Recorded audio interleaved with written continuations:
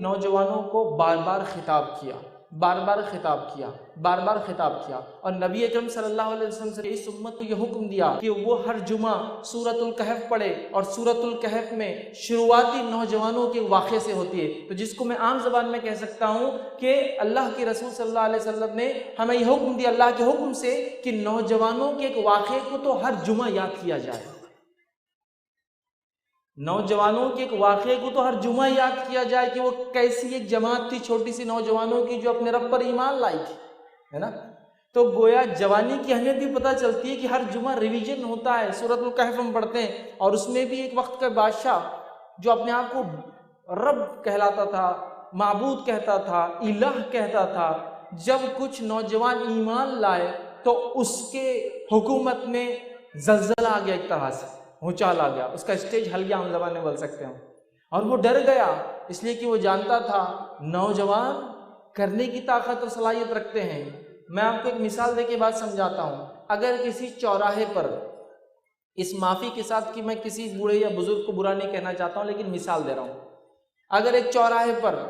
کئی لوگ جمع ہو جائے جن کے سر کے اور داڑھی کے بال سفید ہو چکے ہیں، کئی لوگ جمع ہو جائے تو کسی کو فکر نہیں ہوگی کیا چل رہا ہے، لوگ بولیں گے وظیفے یا یہ لوگوں کا جس کو وظیفہ ملتا ہے ایسے لوگوں کا کچھ پروگرام چل رہا ہے ضعیف لوگوں کا، ٹھیک چلنے دو، کسی کو فکر نہیں ہوگی۔ لیکن 4 نوجوان ایک چوراہے پہ ایک جگہ جمع ہو جائے، 5واں اور 6واں جڑ جائے تو محلے والے بھی پوچھتے ہیں کیا ہو رہا، کیا کو جمع ہو رہے بچے، ڈپارٹمنٹ بھی ہلچل میں آ جاتا، کیا بات ہے، کنٹرول روم کو فون کر دیتا بچے بہت جمع ہو گئے چوراہے پہ، ہے نا؟